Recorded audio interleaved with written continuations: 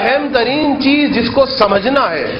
اور خصوصیات کے ساتھ ساتھ جو سمجھی ہوئی خصوصیت ہے جو ہر عورت کے اندر موجود ہے، وہ یہ کہ عورت کا وجود عاطفی ہے۔ اور اب تعلیمات اہل بیت بھی آتی ہیں اور یورپین مفکرین بھی آتے ہیں، وہی باتیں کر رہے ہیں کہ جو اہل بیت نے فرمائی۔ ایک ہوتا ہے عزیزو احساس عطوفت، سمجھ گئے نا میرا عطوفت اور عاطفی سے کیا مراد ہے، بار بار وہ لفظ میں استعمال کرنا مناسب نہیں۔ ایک ہوتا ہے احساس عطوفت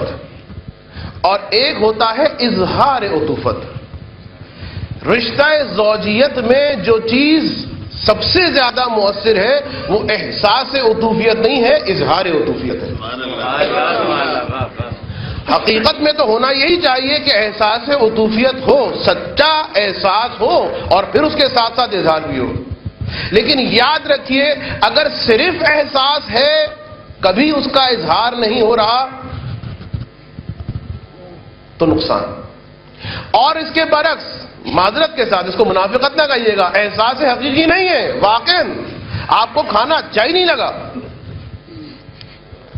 وہ بیوٹی پارلر سے 1 گھنٹے کے بعد کس طرح مصیبت سے ہو کے آئی ہیں، پہلے کچھ انسان لگ رہی تھی اب چڑیل سے بدتر لگ رہی ہیں، لیکن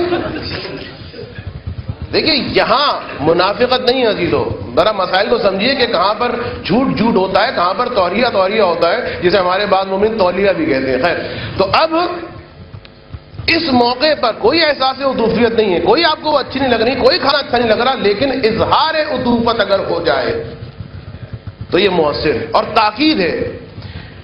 روایت کے اندر آیا ہے کہ ایک شوہر اپنی بیوی سے جو ایک جملہ عطوفت کہتا ہے، یہ لفظ بھی آیا ہے کہ وہ جملہ کیا کہے کہ جسے میں بیان کر کے اپنی تقریر کو ایشو نہیں بنا سکتا، لیکن میں بتا رہا ہوں روایت کے اندر وہ جملہ بھی آیا ہے کہ ایک شوہر اپنی بیوی سے اظہار عطوفت میں وہ جملہ کہے، رسول فرماتے ہیں ساری زندگی اس عورت کے دل میں یہ جملہ زندہ رہے گا، ساری زندگی رسول فرماتے ہیں اس عورت کے دل میں اظہار عطوفت، اس کو اپنی عادت بنائیے۔ اگر سفر پہ گئے ہیں تو باخبر رہیے، سفر پہ گئے ہیں تو کم سے کم ایک ارتباط باقی رکھیے، حال احوال کسی انداز میں معلوم۔ آفس میں گئے ہیں ایک مرتبہ اگر فون کرنے کی زحمت ہو جائے تو بہت اچھا، چاہے کوئی بظاہر ضرورت نہیں ہے، جس طریقے سے والدین کے بارے میں کہا جاتا ہے کہ ٹھیک ہے ہم بہت خیال رکھ رہے ہیں منی آرڈر پہ، نہیں، حال احوال پوچھتے رہو، چاہے تمہیں پتا ہے کہ بالکل صحیح ہے، چاہے تمہیں پتا ہے کہ ایسی باتیں کریں گی جن کا کوئی فائدہ نہیں ہے، لیکن یہی وہ چیز ہے جو ان کی دعاؤں کا سبب بن جاتا ہے۔ تو اظہار عطوفت،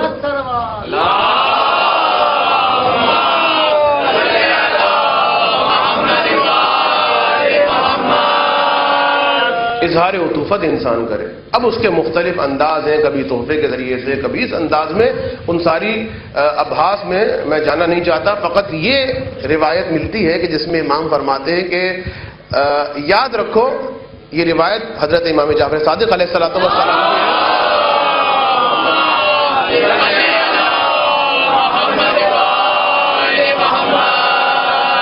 کہ عورت تمہارے وجود سے بنائی گئی ہے، عورت کی خلقت مرد کے وجود کے ذریعے سے ہوئی ہے۔ اب وہ چھوڑ دیں فلسفے کیا آ رہے ہیں، میں حدیث پڑھ رہا ہوں، روایت پڑھ رہا ہوں۔ عورت کی خلقت مرد کے وجود سے ہوئی ہے، لہذا اس وجہ خلقت کی وجہ سے عورت ہمیشہ اپنے شوہر کی جانب متوجہ رہتی ہے۔ اور دیکھو ہمیشہ اپنی ازواج سے اظہار عطوفت کیا کرو، فرماتے ہیں کہ جو ہمارا ماننے والا ہوتا ہے وہ سب سے زیادہ اظہار عطوفت کرنے والا ہوتا ہے اپنی زوجہ سے۔ یہ جملہ ہے جو ہمارا امام فرما رہے ہیں، جو ہمارا ماننے والا ہوتا ہے وہ اپنی زوجہ سے سب سے زیادہ اظہار عطوفت کرنے والا ہوتا ہے۔ اور اسی قسم کی بے شمار روایت ہماری نگاہوں کے سامنے۔ تو ایک چیز یہ وجود عاطفی ہے، عورت اظہار عطوفت آپ کو کرنا، بہت عجیب اثر ہے اس کا اور انتہائی خوبصورت اثر ہے اس کا۔ یہ وہ چیز ہے، بس ایک جملہ کہے کہ دوسرے مرحلے پر یہ وہ چیز ہے کہ جو عورت کو وہ انرجی دے گی۔ دیکھیے آپ نے اس گھر کو چلانا ہے اس عورت کے ذریعے سے، ڈنڈے کے زور پہ، سختی کے زور پہ نہیں،